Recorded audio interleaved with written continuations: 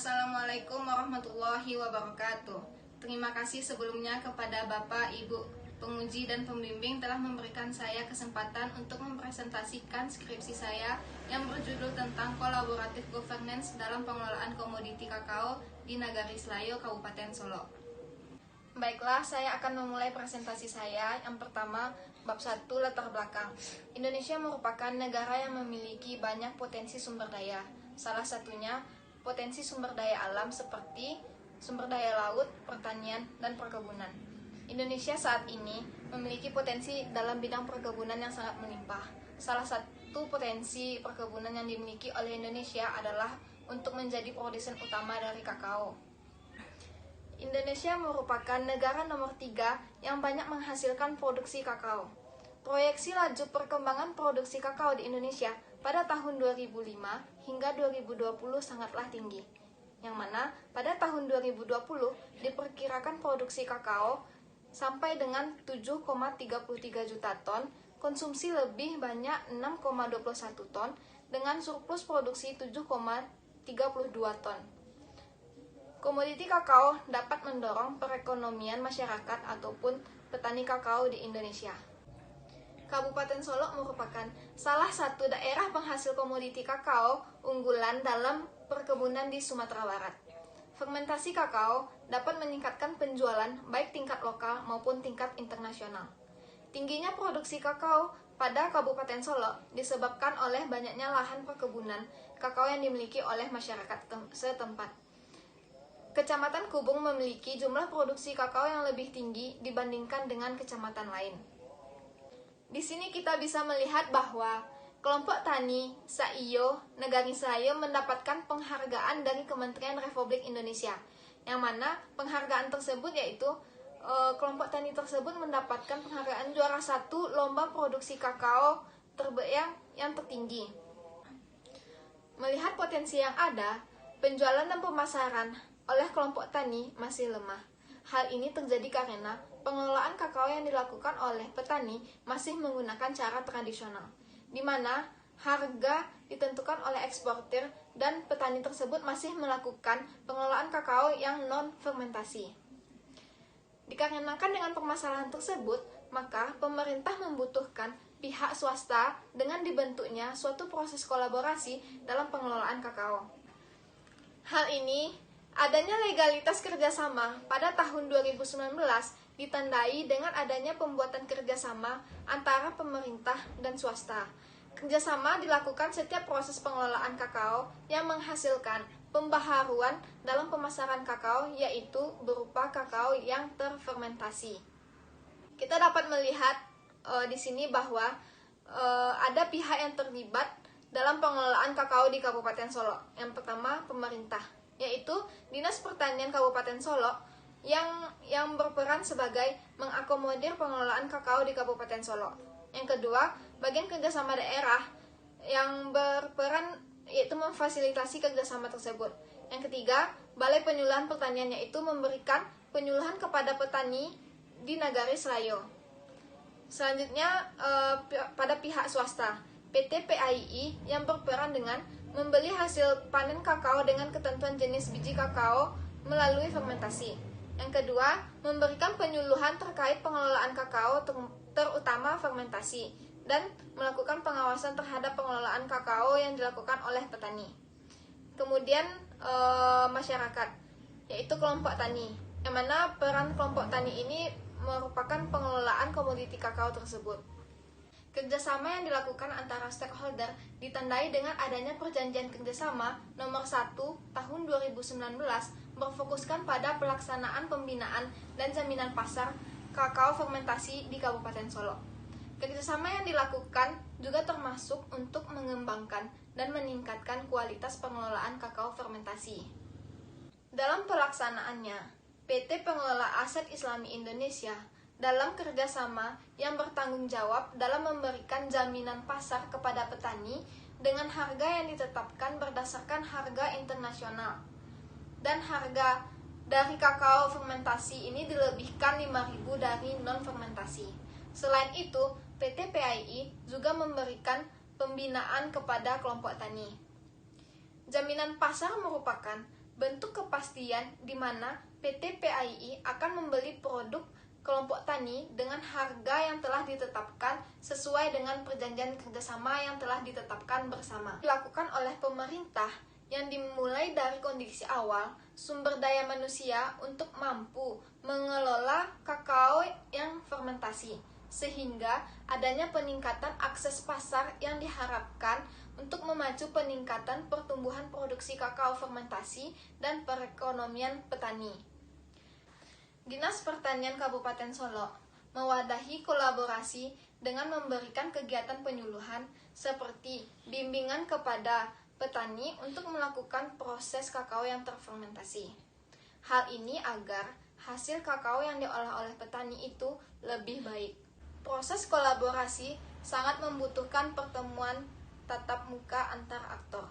Hal tersebut merupakan tahap yang penting dalam menciptakan proses kolaborasi. Adapun bentuk kegiatan yang dilakukan adalah penyuluhan, sosialisasi, serta memberikan pengawasan untuk meningkatkan keinginan petani dalam melakukan kakao fermentasi. Bukan hanya itu, penyuluhan juga dilakukan oleh penyuluh pertanian lapangan masing-masing kelompok tani. Dalam pelaksanaannya, antar aktor saling mendukung satu sama lain. Salah satu bentuk nyata dari dukungan antar aktor ini adalah dengan adanya partisipasi petani dalam mengikuti kegiatan kolaborasi. Hal ini menunjukkan adanya kepercayaan dan komitmen antar aktor yang terlibat dalam kolaborasi. Pengembangan kakao ini membutuhkan keterlibatan antara aktor yang terkait, sehingga dalam pengembangannya, kakao dapat berjalan dengan efektif yang sesuai dengan tujuan yang diharapkan oleh aktor dalam pengembangan tersebut. Selain kepercayaan dan komitmen, pemahaman bersama juga diperlukan dalam pelaksanaan kolaborasi. Pemahaman bersama tersebut dengan adanya misi yang jelas. Dalam hal ini, kesamaan misi, Dinas Pertanian dan PT Pengelola Aset Islami Indonesia menjadi salah satu alasan terjadinya kolaborasi, yaitu meningkatkan kesejahteraan petani dan memperkenalkan mutu produksi kakao.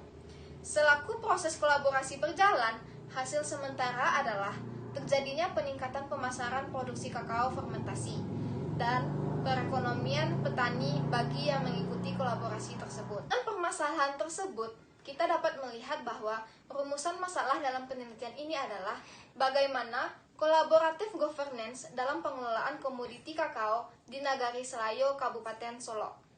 Dengan tujuan penelitian untuk mengetahui, mendeskripsikan, dan menganalisis bagaimana kolaboratif governance dalam pengelolaan komoditi kakao di Nagari Selayo, Kabupaten Solo.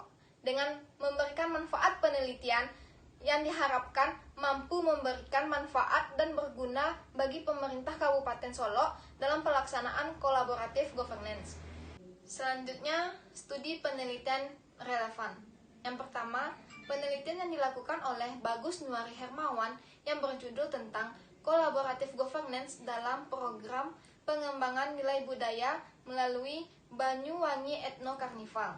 Yang kedua, penelitian yang dilakukan oleh Ranggi Ade Febrian yaitu kolaboratif governance dalam pembangunan kawasan perdesaan atau tinjauan konsep dan regulasi. Selanjutnya, penelitian yang dilakukan oleh Muhammad Iqbal yang berjudul tentang kolaborasi dalam pengembangan program perhutanan sosial pada hutan nagari di Jorong Simancung, Kabupaten Solo Selatan.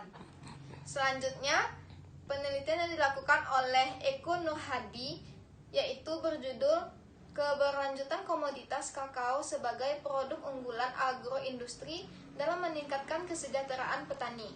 Dan yang terakhir, John David yang berjudul tentang pengaruh cara pengolahan kakao fermentasi dan non-fermentasi terhadap kualitas harga jual produk pada petani usaha produktif Tanjung Sari, Kabupaten Tabanan. Teori yang dilakukan dalam penelitian ini yaitu kolaboratif governance menurut Chris Ansel dan Alison Gass, yang dimulai dari kondisi awal, kepemimpinan fasilitatif, desain lembaga, dan proses kolaborasi. Alasan menggunakan teori proses kolaborasi Ansel dan Alison Gass ini yaitu berdasarkan fenomena yang peneliti temui, kolaborasi yang dilakukan oleh Dinas Pertanian dan PT PAII terjadi adanya persamaan tujuan dari bagaimana kondisi awalnya hingga proses kolaborasi yang berjalan yang memiliki dampak dan hasil capaian sementara. Selanjutnya, skema pemikiran dapat dilihat dari Peraturan Menteri Pertanian Republik Indonesia Nomor 67 Tahun 2014 tentang mutu dan pemasaran biji kakao melalui Program Peningkatan Kesejahteraan Petani dan Promosi Pengembangan Hasil Produksi Pertanian atau Perkebunan, melalui Perjanjian Kerjasama tentang Pelaksanaan Pembinaan dan Jaminan Pemasaran Biji Kakao Fermentasi Kabupaten Solok. Kerjasama ini melibatkan pihak swasta, pemerintah, dan masyarakat dengan menggunakan teori Ansel dan Alison Gas yang dimulai dari kondisi awal, kepemimpinan fasilitatif, desain kelembagaan, dan proses kolaborasi. Definisi konsep.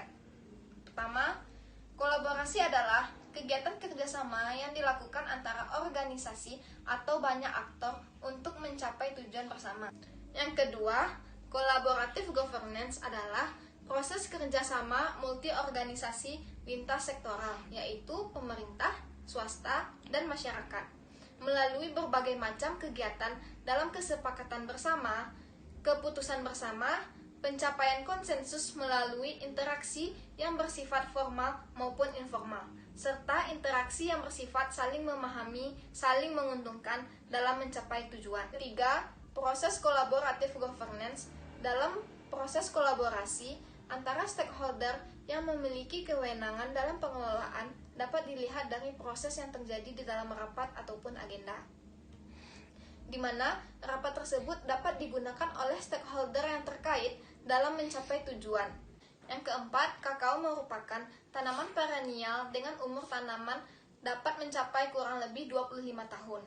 Kemudian, fermentasi merupakan tahap pengolahan yang dapat menghasilkan cita rasa coklat yang baik agar terjadinya perubahan-perubahan di dalam biji. Si operasional. Yang pertama, kondisi awal. Kondisi awal tersebut dapat dilihat dari ketidakseimbangan sumber daya dan insentif untuk berpartisipasi. Yang kedua, kepemimpinan fasilitatif, yang dapat dilihat dari penetapan kebijakan, memfasilitasi dialog, dan mengeksplorasi keuntungan bersama dalam melakukan kolaborasi.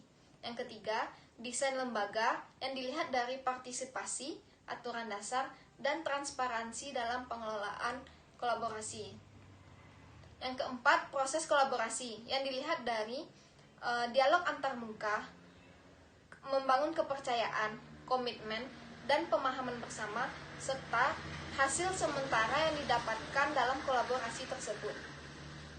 Metode penelitian.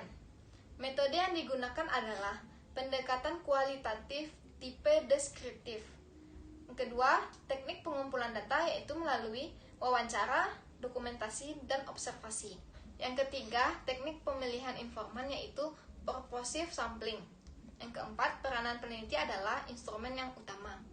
Yang kelima, proses penelitian, yaitu mengumpulkan data, melakukan wawancara dengan informan, dan menyusun laporan penelitian.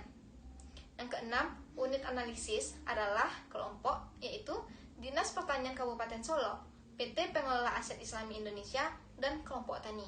Analisis data, yaitu pengumpulan data, reduksi data, penarikan kesimpulan. Selanjutnya, teknik keabsahan data, yaitu triangulasi sumber. Deskripsi lokasi penelitian. Kabupaten Solok posisinya terletak yang sangat strategis karena dilewati jalan lintas Sumatera, juga daerahnya berbatasan langsung dengan kota Padang yang sebagai ibu kota dari Provinsi Sumatera Barat. Adapun batas-batas wilayah Kabupaten Solok secara geografis adalah sebagai berikut. Yang pertama, batas wilayah Kabupaten Solok sebelah barat berbatasan dengan Kota Padang dan Kabupaten Pesisir Selatan. Sebelah utara berbatasan dengan Kabupaten Tanah Datar. Sebelah timur berbatasan dengan Kabupaten Sawah Lunto, Sijunjung, dan sebelah selatan berbatasan dengan Kabupaten Solok Selatan. Temuan hasil dan analisis. Dalam penelitian ini, peneliti menggunakan teori collaborative governance menurut Chris Ansel dan Alison Gas yang terdiri dari 4 variabel. Yang pertama, kondisi awal. Ansel dan Gas mengatakan bahwa kondisi yang ada pada awal kolaborasi dapat memfasilitasi dan menghambat kerjasama antara pemangku kepentingan dan lembaga. Yang pertama, bisa kita lihat dari ketidakseimbangan sumber daya. Sumber daya merupakan salah satu penyebab terjadinya kerjasama antara aktor. Sumber daya pada pengelolaan komoditi kakao Nagari Selayo, Kabupaten Solo ini dapat dilihat dari kapasitas aktor dan sumber daya yang menjalankan kolaborasi pada pengelolaan komoditi kakao tersebut. Pada penelitian ini, ketidakseimbangan sumber daya dalam kolaborasi pada pengelolaan komoditi kakao di Nagari Selayo, Kabupaten Solo terlihat dari kurangnya kompetensi petani dalam mengelola kakao fermentasi.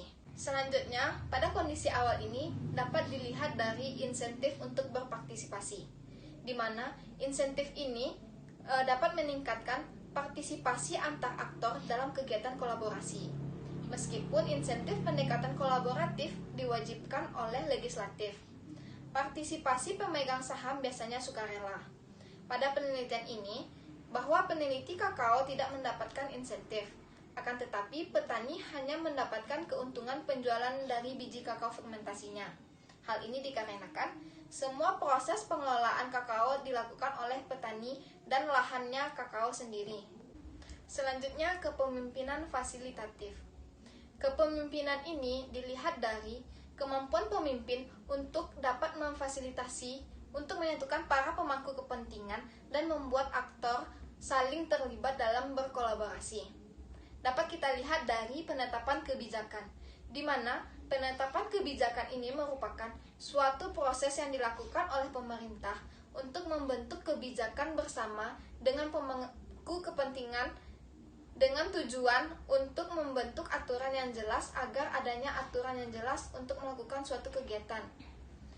Pada penelitian ini, penetapan kebijakan ditemukan bahwa tidak adanya sanksi yang berat dalam perjanjian tersebut. Akan tetapi, pada kebijakan tersebut, pemimpin menegaskan kepada petani bahwa agar mengelola kakao sesuai dengan jenis, kualitas, dan jumlah yang telah disepakati dan telah ditetapkan. Selanjutnya, dapat dilihat dari mengeksplor keuntungan bersama. Suatu tindakan mencari keuntungan dengan tujuan menemukan sesuatu yang lebih baik, sehingga dapat menguntungkan setiap pihak yang terkait. Pada penelitian ini, keuntungan yang dicapai oleh masing-masing aktor, seperti dari Dinas Pertanian Kabupaten Solo, yaitu terlaksananya kegiatan sesuai dengan renstranya.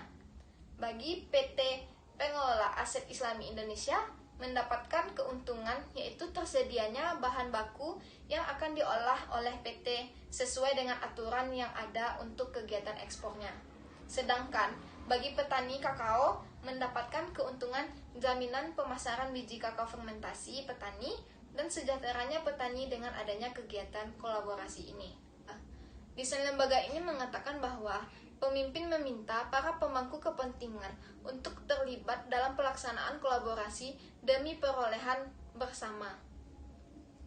Yang dilihat dari partisipasi, yang mana partisipasi ini bahwa proses kolaborasi harus terbuka, sangat membutuhkan partisipasi antar stakeholder. Kolaborasi akan berjalan dengan baik jika partisipasi stakeholder saling berkesinambungan. Pada penelitian ini, partisipasi dari petani kakao dan pemerintah nagari masih kurang maksimal. Kurangnya fungsi pemerintah nagari dalam pengelolaan biji kakao ini dapat dilihat dari ketidakikutsertaan pemerintah wali nagari untuk terjun langsung dalam pelaksanaan kolaborasi dengan dilakukannya pengawasan dan pembinaan pada proses kolaborasi pengelolaan komoditi kakao tersebut. Selanjutnya, aturan pendukung kolaborasi, di mana bahwa aturan dasar yang menjadi acuan dari proses kolaborasi. Pada penelitian ini, aturan dasar kolaborasi dilihat dari adanya perjanjian kerjasama antara Dinas Pertanian Kabupaten Solo dengan PT Pengelola Aset Islami Indonesia. Aturan tersebut merupakan kesepakatan antara kedua belah pihak untuk menjalin kerjasama, yang mana berisikan tentang pelaksanaan pembinaan dan jaminan pemasaran biji kakao fermentasi petani kakao Kabupaten Solok. Yang terakhir, proses yang transparan, yaitu proses keterbukaan menyampaikan suatu informasi. Pada penelitian ini, indikator proses transparan adalah dalam hal informasi penetapan harga dan belum adanya laporan hasil penjualan ke Dinas Pertanian Kabupaten Solok dari kelompok tani ke PT PAII. Selanjutnya tahap akhir yaitu proses kolaborasi. Dalam proses kolaborasi, aktor dapat membangun kesepakatan agar tujuan dari kolaborasi dapat tercapai, yang mana dapat dilihat dari dialog antarmuka, yaitu pelaksanaan komunikasi rutin yang sering dilakukan antara aktor dan kualitas dari komunikasi tersebut. Hal ini agar tujuan kolaborasi yang diinginkan dapat tercapai. Dalam penelitian ini, bahwa dialog antarmuka kolaborasi dalam pengelolaan komoditi Nagari Selayo, Kabupaten Solok kurang maksimal karena tidak semua petani ikut serta dalam musyawarah. Yang kedua, membangun kepercayaan. Membangun kepercayaan dalam proses kolaborasi antar aktor melalui masukan atau saling menerima terkait dengan tugas yang telah ditetapkan. Pada penelitian ini, dalam pengelolaan komoditi kakao, aktor sudah saling memberi masukan, saran, serta sudah bertanggung jawab di mana pemimpin sudah memberikan wadah kepada masyarakat untuk terjalannya tujuan kolaborasi, sehingga adanya kepercayaan masyarakat terhadap pemerintah. Selanjutnya, komitmen. Komitmen pada proses kolaborasi merupakan keyakinan aktor yang bersangkutan mampu menjalankan proses kolaborasi yang telah sesuai dengan perjanjian untuk mencapai tujuan. Pada penelitian ini, kesediaan petani kurang maksimal. Hal ini dibuktikan bahwa dengan adanya sifat yang berbeda oleh kelompok tani, sehingga ada petani yang pro dan ada petani yang kontra dalam pengelolaan kakao fermentasi, sehingga dalam pelaksanaannya perjanjian yang telah dibuat akan terlaksana sesuai dengan bagaimana aktor tersebut berkomunikasi. Tahap akhir dari proses kolaborasi yaitu hasil sementara dari proses kolaborasi tersebut. Hasil sementara dapat berubah sewaktu-waktu dan tidak dapat dengan hasil yang tetap, dan menimbulkan manfaat bagi aktor yang terkait. Pada penelitian ini, kolaborasi yang terjadi pada pengelolaan komoditi kakao sudah berjalan dengan baik. Hasil sementara yang dilakukan selama kolaborasi berlangsung yang meningkatkan kesejahteraan kelompok tani, walaupun masih beberapa petani yang mau ikut serta dalam kolaborasi ini. Hal ini dikarenakan kurangnya pengetahuan dan kompetensi yang dimiliki oleh petani lainnya. Simpulkan bahwa kolaborasi dalam pengelolaan komoditi kakao merupakan kegiatan yang dilakukan oleh Dinas Pertanian dari program peningkatan kesejahteraan petani dan pengembangan hasil produksi perkebunan. Kegiatan ini bertujuan untuk dalam pembinaan dan jaminan pemasaran biji kakao yang berkualitas melalui fermentasi oleh petani kakao. Berdasarkan penelitian yang telah peneliti lakukan dan dianalisis menggunakan teori kolaboratif governance menurut Chris Ansel dan Alison Gass yang terdiri dari 4 variabel. Peneliti menarik kesimpulan bahwa kolaborasi yang dilakukan belum optimal. Yang pertama, dapat dilihat bahwa kondisi awal menggambarkan ketidakseimbangan sumber daya dan tidak adanya insentif partisipasi untuk aktor. Yang kedua, desain kelembagaan belum sesuai dengan apa yang diharapkan dan proses kolaborasi belum berjalan dengan baik, seperti pada dialog antarmuka, dan sangat dibutuhkan komitmen kelompok agar sasaran kegiatan tercapai yang diperkuat oleh MOU. Di samping itu, hasil sementara yang dilakukan selama kolaborasi berlangsung itu sudah baik, karena kelompok tani yang ikut kolaborasi yang sangat merasakan manfaat dari peningkatan penjualan kakaonya. Saran dalam penelitian ini, pada kondisi awal, sebaiknya pemerintah dan aktor yang terlibat harus lebih berkomitmen dalam menjalankan kolaborasi. Yang kedua, Seharusnya pemerintah Kabupaten Solo mengawasi jalannya kegiatan secara penuh agar kegiatan tersebut benar-benar berjalan sesuai dengan yang diharapkan. Yang ketiga, untuk petani agar mempertahankan biji kakao yang fermentasi dan meningkatkan pengetahuan serta keterampilan yang didapatkan selama kolaborasi, sehingga dampak yang dirasakan tidak hanya selama kolaborasi berlangsung, akan tetapi bersifat dalam jangka panjang. Dalam kegiatan ini, seharusnya pemerintah nagari seperti BAMUS melakukan pengawasan kepada masyarakat. Sekian presentasi penelitian saya. Assalamualaikum warahmatullahi wabarakatuh.